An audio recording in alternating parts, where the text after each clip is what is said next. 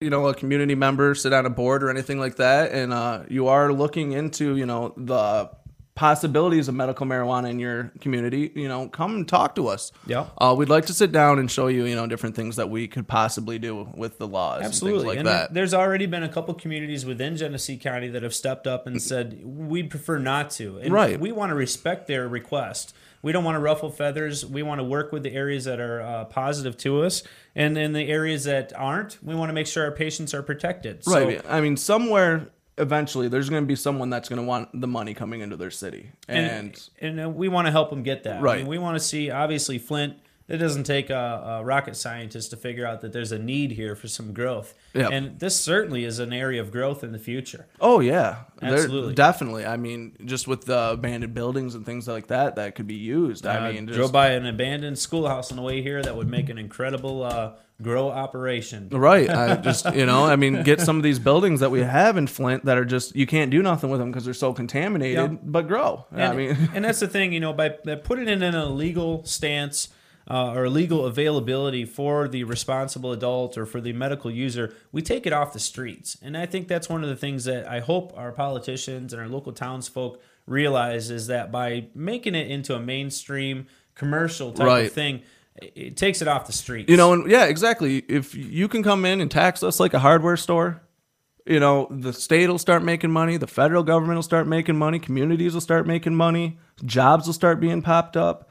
And then what have we taken out? The crime. There's no crime now involved. That's right. I mean, everyth's on a legal Don't level. get me wrong, I don't like taxes. Well, no one likes taxes, but someone's got to pay them, and That's right. we've got debts that need to be paid, and we got to start making money to get towards these debts that we have on a federal level. That's right. And we want to be a part of that. I wouldn't say that we're the solution by any means. No. But we certainly can be an important part of that. And so we hope that people want to work with us, that people understand that there is a real need here, a real product to answer that need.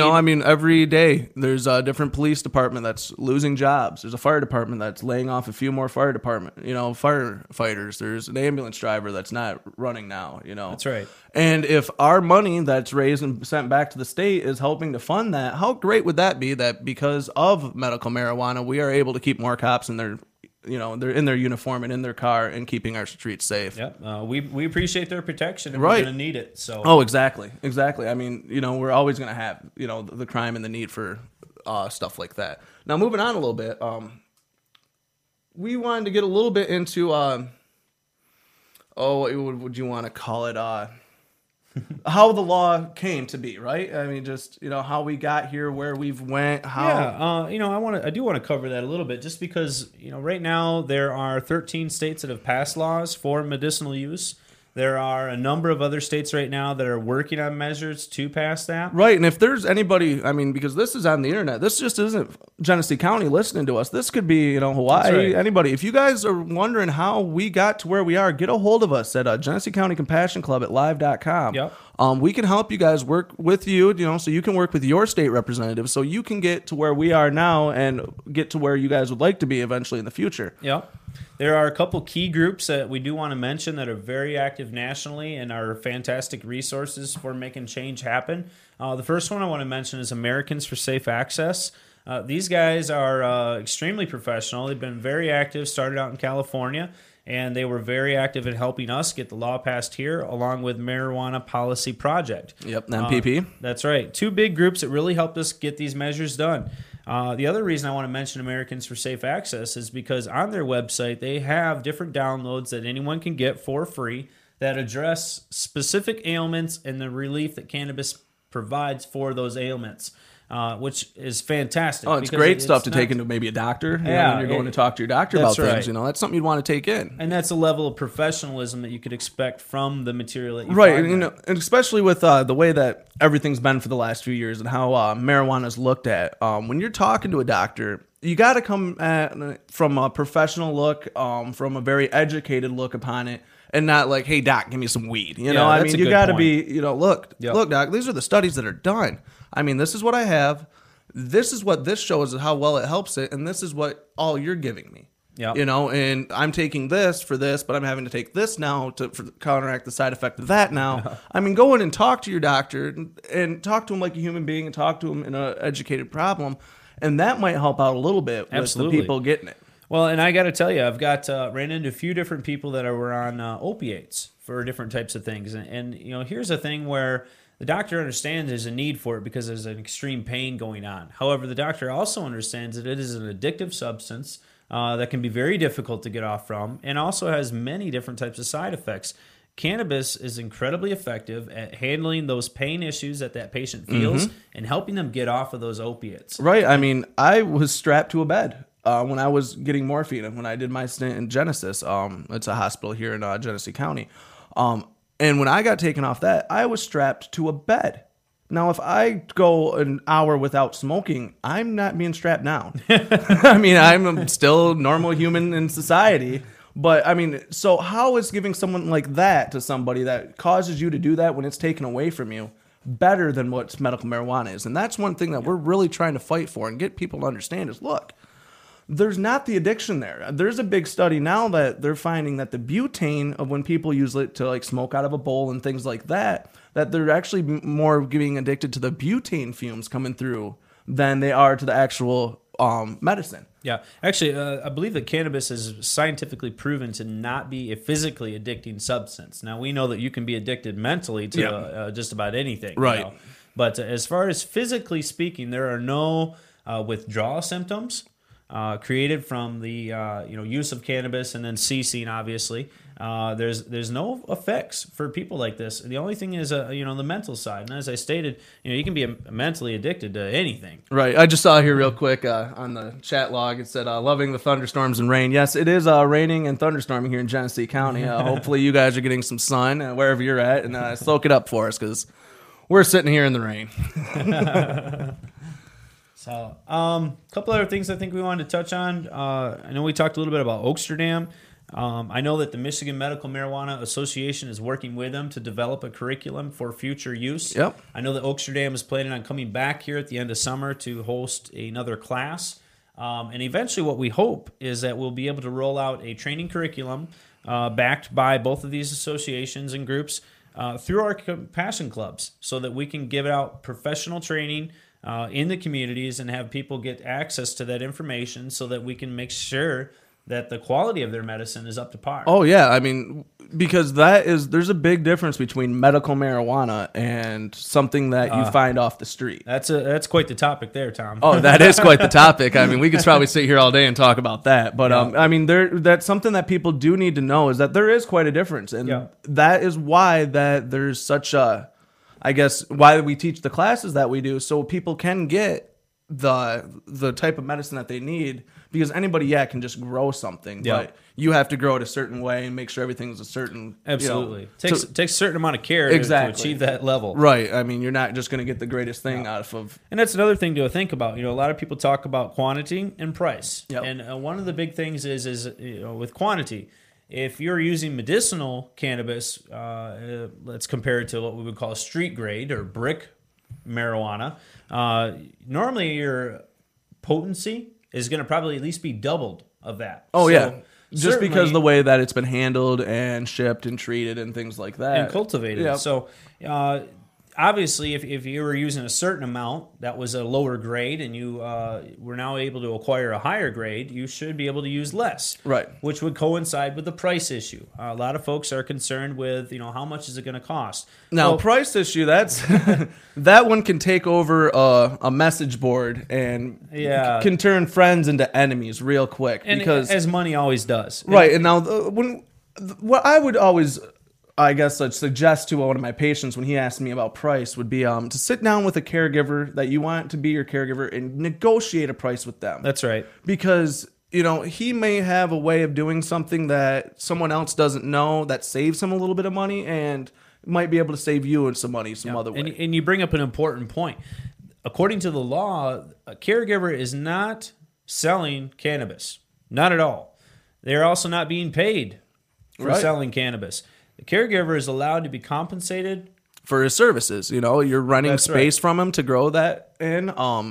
he's spending the money services for of providing, whatever the that nutrients be it's acquiring grown in and things like that. You're paying him back pretty much for what he's doing. So is it a legal jargon sort of a thing? Absolutely, but Right. we do want to be clear on that.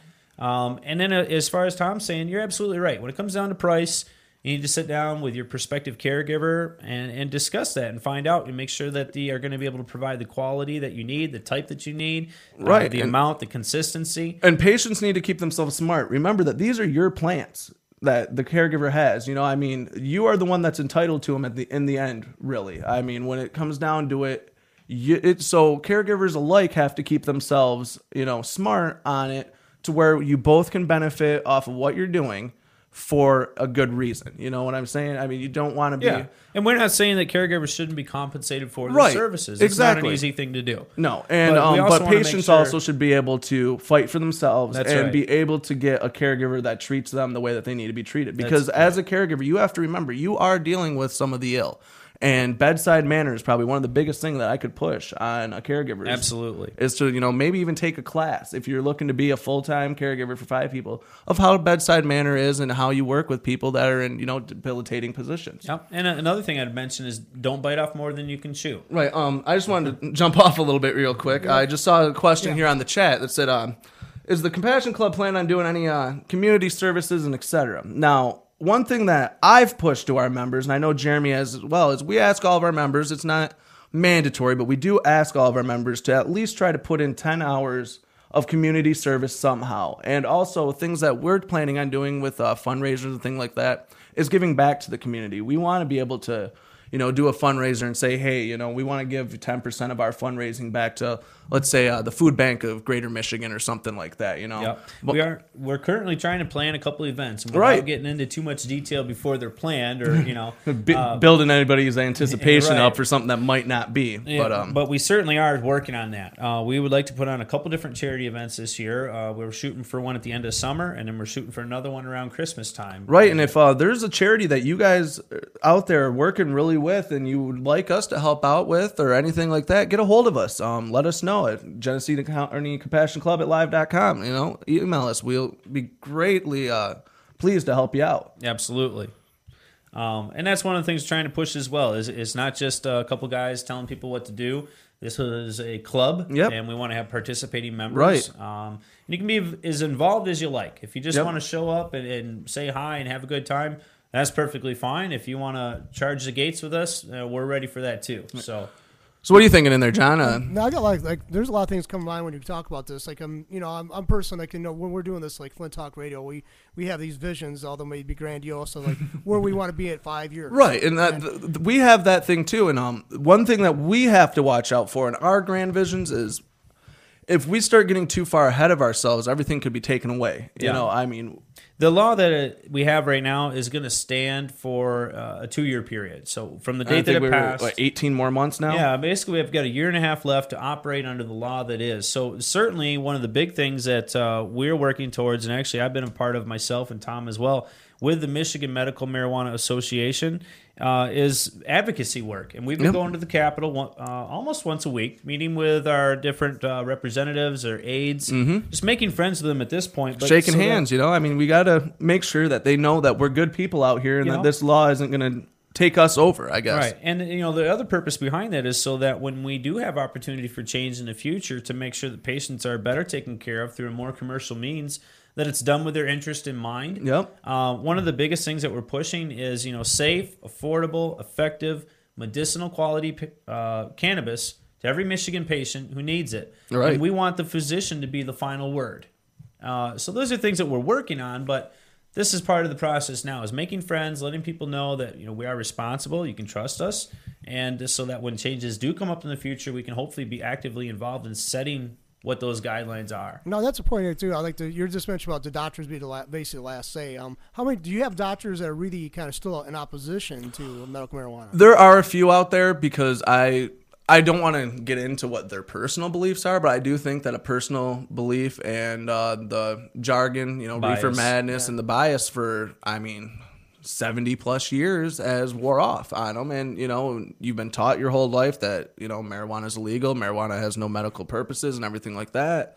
it takes a little bit to get people to come back over to our side, or to even ever come to our side. Yeah. But and I think also part of that is I think American Medical Association or the something. AMA sent out, I think, like 1,500 letters that said if you prescribe medical marijuana, you are breaking the law. Well, that's great because all we're asking for, as we said, was a medical recommendation, and we just want his freedom of speech saying that, yes, he could use it for medicinal purposes and it would help. So I can't understand it because, I've got a friend who is he teaches neurobiology at a college down in Missouri. And he never smokes weed on his own. He never has touched it. So he's not a person who just wants to justify his own actions for his own use. But he said the marijuana amount to be used to actually have any detrimental effect to be like almost like basically like a bale a day. Basically to actually have a serious detrimental effect on the human body. Yeah, you'd have to ingest 3 times your weight, I think, before you would overdose on cannabis. So I'm 220, so bring on 660 pounds. So basically, that's basically what the thing he gave, the statistic he said. I think he's right. I think you'd be dead just from lack of oxygen to your brain before the actual or the overdose would even kick in. It'd be tough eating that kind of weight there. Right. So it's a lot of butter. It's a good point. Cannabis has never, ever, ever caused an overdose. No one has ever overdosed on cannabis. Everyone has those pictures that say, cause of death, alcohol, 500 million. Cause of death, tobacco, 2.7 billion, and then marijuana, 0. Right. Yeah, basically, I see a lot of people's argument, too, against the use of marijuana is because they see it as an the gateway drug. The gateway drug. That's the other thing I'd like to point out. That's an excellent point. Marijuana is not a gateway drug. Okay, it's been proven that it's not a gateway drug. They've gone back and done studies to show who people that went to hardcore drugs went back and they said, no, it wasn't a gateway drug. The gateway drug was the Benadryl underneath the counter or the Dramamine, or it was the cough syrup I used to like to sneak out when I was a kid. Right. It was the cigarette that I smoked behind school. It was the bottle of alcohol I stole out of my dad's cabinet. A gateway drug is ridiculous. And the whole thing about that is now you're getting into an aspect of taking the drug for personal pleasure, not taking it for a medical necessity.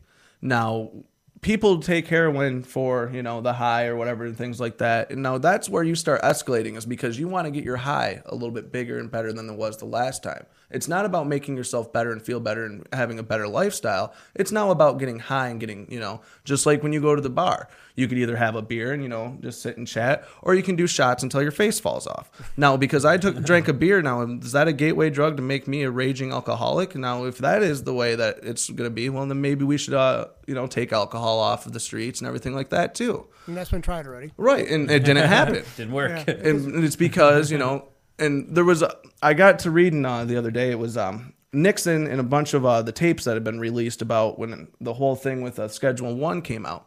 And they were talking, goes, well, people smoke pot to get high, but people don't drink to get drunk. They just drink to have a good time. Now, that made absolutely no sense to me. And it's like that's what they're trying to push. And what we're trying to make people realize is, look, this is not about getting high and elevating your mood or a level in your brain. It's about medical necessity and improving your life. Right. So if you're just using the medicine the way it's intended through this law, you should never even have to worry about a gateway drug because that's not what you're in there for. That's right. Then I guess aspirin could be a gateway drug because you give that to a kid when they got a minor boo-boo or something. Sure. Yeah. Right. At 10 years old when I had my wisdom teeth pulled out, they were handing me Vicodin. Right. But that could have been a gateway drug. I could have been, a Vicodin head and just popped Vicodin all the time. The neighborhood around the studios had a lot of Vicodin addicts. See when they're jonesing, man. But that's the thing that, it goes back to that whole how we teach ourselves and teach our young, especially if we're parents and things like that. We have to stop letting the TV and the video games teach. We have to actually start sitting down and talking to our kids and the young like they're people. And saying, look, this is a drug. It's used for this purpose, and that's why it's here. That's why it's used. Just like you would with your Vicodin stash or your morphine stash or anything else that you have at home that your kid asks, hey, Mom, why do you take that pill every day? Hey, Dad, why do you take that pill every day? What? Hey, Dad, why do you smoke a vaporizer every day? Because it is a medical necessity. It's something that helps him with that. And as long as we're teaching and educating we can change this and how things are thought of and things like that, and how everything's looked upon. So my dad took Dilatin twice a day because of his he had epileptic seizures. Sure. But you know that. Yeah, I say, but I did. Yeah, he's like, I didn't want to take barbiturates or whatever. I think it's barbiturate, isn't a Dilatin or some kind of. Yeah, it's like, people use it illegal, for illicit purposes. But if you tell your kid that, oh, I smoke pot to get high and have a good time, well, what does he want to do now? Do the same thing. Exactly. But if you tell him I take it because I have, an illness and it makes me feel better and it helps my illness, well, he don't have that illness. It's just, something. Yeah. And we got to quit teaching the fun sides of drugs and start telling them, look, this is why we're taking it. It's not for the fun side of it, and start actually preaching the medicine of it. And I think that will change. That goes back to that whole misrepresentation of cannabis in general, and having it demonized and just kind of propagated to be this evil, life-destroying substance. And that's really the whole thing. Is we need to get past that. Right. So a gateway drug is more around the legalization type of an argument. We're medical, so that is different. But again, going back to just the whole way that cannabis is viewed. Really helping people understand that you're not going to hallucinate, you're not going to go kill someone. It's not going to make you do anything that you wouldn't probably normally do, other than take a little bit of stress off. Possibly make you increase your appetite. The side effects we know are pretty simple: cotton mouth, sleepiness, hungry, happy, hunger. Sleepy, hungry, happy. Now those are the side effects. Okay, so no liver failure. No anal leakage. I mean, none of these other crazy side effects that you get with some of these, man-made drugs. But you get sleepy, hungry, happy. I mean, I guess I don't see the downside to that. And maybe it's just because I'm young, I guess, that I don't know. But I think it's, it's and there's also, a common misconception that people who do use cannabis regularly are just lazy, couch locked. They're not doing anything that's constructive or productive for that matter. And that's just simply completely untrue. And if we were to go back and look at people who have used cannabis or have been caught using cannabis and look at what their professional career is, I mean, Michael Phelps is a good example. And I know that he said that he made a mistake, and he's certainly entitled to speak for himself. But the fact of the matter is here's somebody that he used cannabis, and he's an 8-time Olympic gold medal winner. It doesn't make you lazy. And that was just in one Olympics. Yeah, people make themselves lazy. Right. That has nothing to do with That's cannabis. Personal choice. In my opinion, that is nothing but a personal choice. You made the decision to sit down that day. It wasn't the influence of the marijuana. Yeah. You can use whatever you want for a crutch. Right. Because you definitely have an upward battle, though, but the public perception still exists. Oh, yeah. That perception is going to probably, I don't know, keep going for, I would say, at least the next 10 years before we see a major change in it. But it is dissipating. But that's why we're doing the things that we're doing right now, is because if we can change one person's thought and that one person can change another person's thought, it's the whole get the ball rolling. And once we get this ball rolling, it's going to start going with a full head of steam, because we're going to finally get over this hill and it's going to be all downward. And I think that's part of the rapid change that we're seeing right now, is because this medical avenue does allow people from all over to come out, speak openly about this, and say, everything you've heard about it before is probably bogus. Right. Here's reality, and that's what we're allowed to come out and say and speak, and that's a big part of this. That's why we're having such support right now, is because people do know that what we're saying, that we're right. Yeah, and what you've heard in the past, it was wrong, and so that's a big thing right now, allowing us to come out, speak openly about it, and that's legalization. We keep going back to that, but again, we're medical. But having that ability to speak and say, these guys that are talking about legalization, they're not that far off the page. No, they're not. I mean, they know what they're doing, and they've got a good idea of how to get it done. And I can tell you, just about anybody I've ever spoke to in my life who has ever smoked cannabis would tell you, if there's one substance that should be illegal between alcohol and cannabis, it wouldn't be cannabis. Right. And that's just another thing. I was talking to a friend of mine about tobacco, was one of the things that we talked about. And he goes, the other day, I ran out of pack of cigarettes, payday's the next day. So what did he do? He tipped over every piece of furniture in his house, got every piece of change he could find, got through his car, went out and asked the neighbor for $1, and went to the store and bought a pack of cigarettes. Now, does that sound like an addict, or does that sound like just a cigarette smoker? That's definitely an addiction. That's an addiction, but yeah, that's legal. Yeah, no, and it was like they say nicotine and other stuff in in cigarettes are more addictive than heroin. Far more addictive. Yeah, and that's what boggles my mind is how can we say okay to this and okay to this, but not to this and this? It's either make everything illegal or don't make anything. When it comes to that situation, and that's just my personal feeling. That's not our club's feeling, how we push our feelings onto other people or anything like that. That's just a personal feeling, and I had a microphone to talk into, so I said it. And we are obviously we're proponents of right. the legalization side, but again going back to the club, this is for medical use. Yep. That's what we're here for. And there are certain things right now. We have the qualifying conditions listed by the state, which are pretty broad.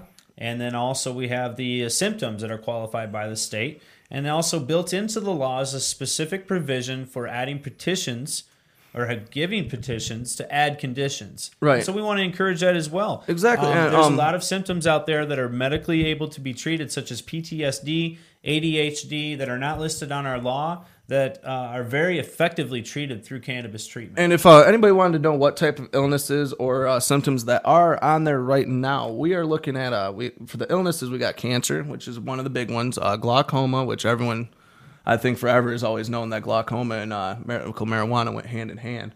HIV, AIDS, you got hepatitis C, lateral... Lou Gehrig's disease. Okay, thank you. Lou Gehrig's disease. Then you got Crohn's disease, Alzheimer's, nail patella. Then you get into some symptoms, which your severe and chronic pain, severe nausea, seizures, including but not limited to those characteristics of epilepsy, and then severe and persistent muscle spasms. That's so. Right. Those other things are other ways that you can get into a doctor and talk to them about and get yourself legal to use medical marijuana. It doesn't have to be that you have cancer or Crohn's disease or something like that. If you are, in constant pain and you need something that'll help better yourself, you can go to a doctor. That's right. And the other thing is you may not have one of these direct conditions here listed, but you may be on medication for another type of condition, and the medication causes you some of these symptoms here that we just mentioned. And it can be used to offset. Qualify you as well. And we have had a lot of people that said, I'm concerned about getting qualified or registering with the state. Now they know where I live. Well, my advice to those people is you're going to be a lot better legally protected with a card in your hand than if you don't have one. So nobody's going to come, the big eye in the sky or Big Brother's watching. Well, he's watching you anyways. Get the card. At least you have some type of protection. Tom found that out there. How much? If you guys want to find something out a little crazy, get onto Google Maps and type in your address. Scary.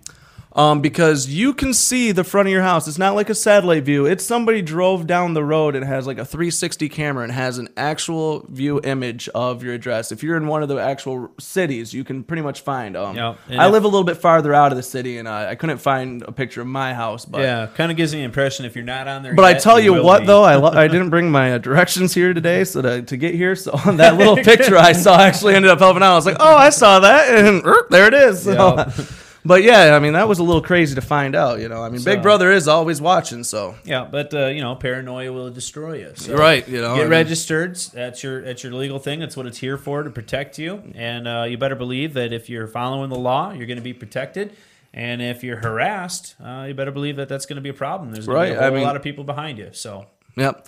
How many people belong to your organization or related organizations? Well, I can tell you with the Michigan Medical Marijuana Association right now, I believe they're in the upwards of... I know they have almost 4,000 online users. Yep, over, I think, 500 paid memberships. Paid members. And these guys, we just started this part here pretty much in October, November is when the association started. Yep. Another example, the compassion clubs. We were mentioned before, we're the first one in the state, but there's already more than 30 of these across the state. Right. Pretty much every county has one. The Genesee County Compassion Club kind of links together Shiawassee and Lapeer County.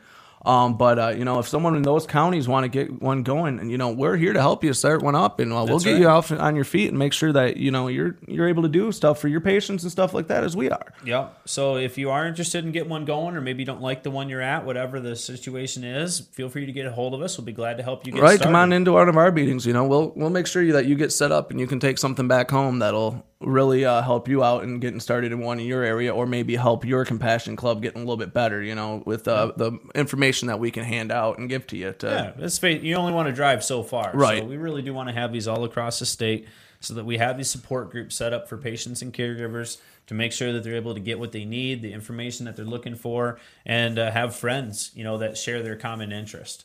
So over 30 compassion clubs all over the state. They're springing up constantly, and we're still in the development stage. So if you've attended a meeting and you weren't impressed, give it time. I mean, these folks are people just like you out there trying to make a difference.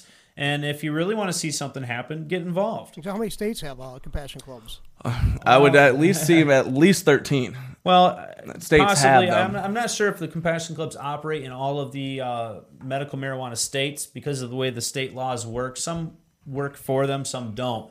So, like for instance, I believe it is in Arizona or New Mexico, I think it is. Right. Their medical marijuana program is taken care of completely by the state. So in that instance, I don't know that they even have compassion clubs there. Right. But compassion clubs originally started up in British Columbia, I believe. Yeah, I think so. Through the Canadian system. And then when California passed their Proposition 215, that's how things got started, was in the compassion clubs and the co-ops and so on. And, we are not like California. Again, the compassion clubs are not a means of dispensing any type of material whatsoever.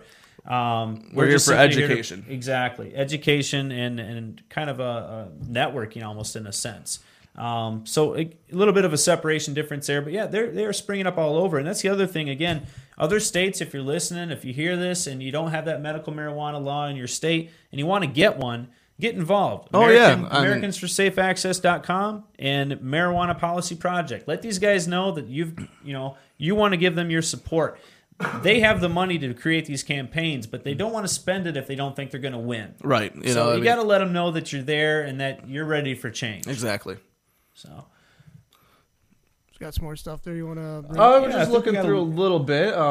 Can you click over to our line there and just make sure we've got everything covered? I know we mentioned the meeting a couple times. Just one more time for those out there listening. June 11th, Colonial Lane, 7 p.m. That's 6430 West Pearson Road, Flushing, Michigan. Yeah, right off of I-75, just a few miles to the west. Very easy to find. A great location. We've got a very large banquet room that Colonial Lanes has been so gracious to allow us to use for free. Yep. So we ask you guys, go in there and on occasion just bowl a few games with them too, and say, hey, thanks for letting this group come in and use your space for free, because these guys, they don't charge us for it. They're just gracious enough because they know that they're helping out people. And they've got a fantastic snack bar, I do want to mention. Yes, they do. It's actually very good. Again, that's why I'm 220.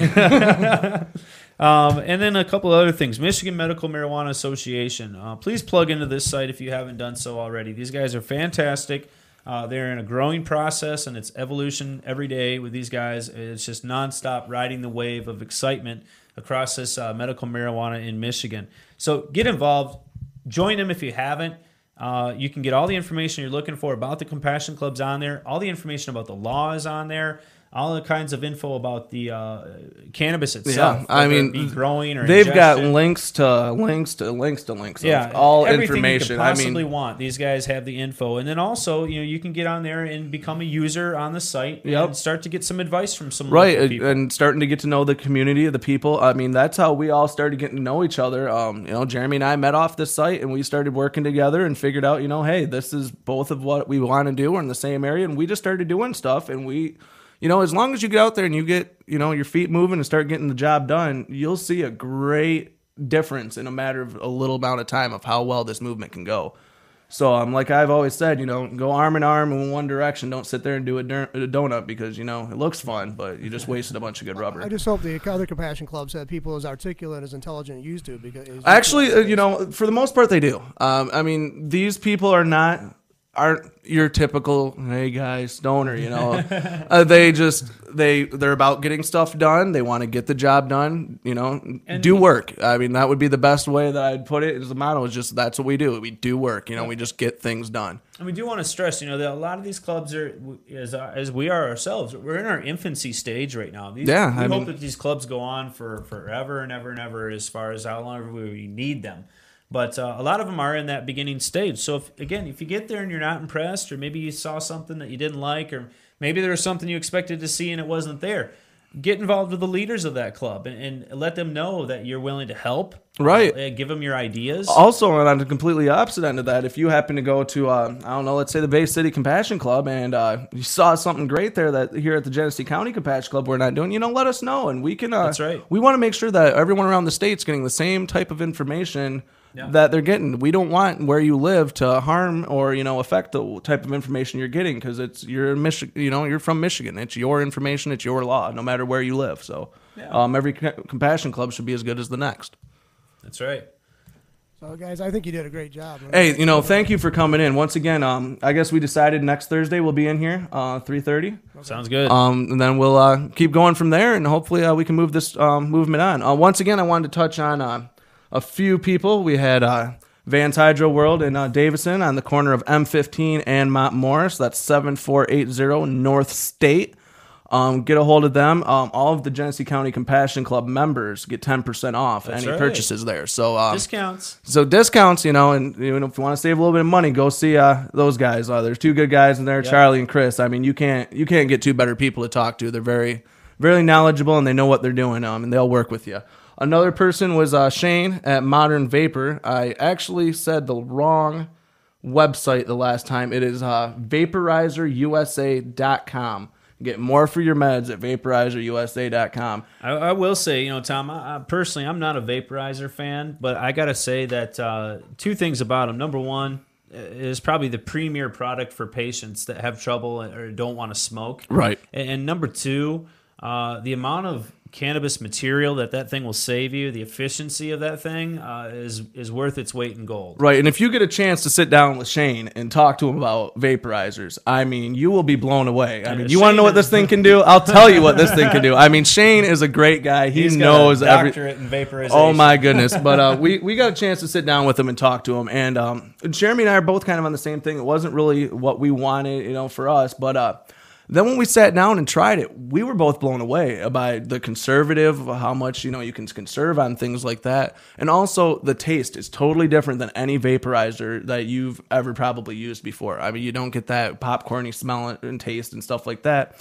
And also with vaporizing, you know, you're getting almost, 98% of the THC out of it, to where when you just smoke in a joint form or bowl form, you're getting maximum of only 50%. So you're practically doubling the worth of your medicine. That's right, and using a lot less as well. So, and when we can save our members some money and things like that, this is definitely a product we want to push towards you guys. Just as much we talk about this for Shane, we talk about this for our members, because it does save that kind of money. You know, and we want to make sure that, you know, we're able to save money, especially in this economy. That's for sure. But like I said, come see us next month, June 11th.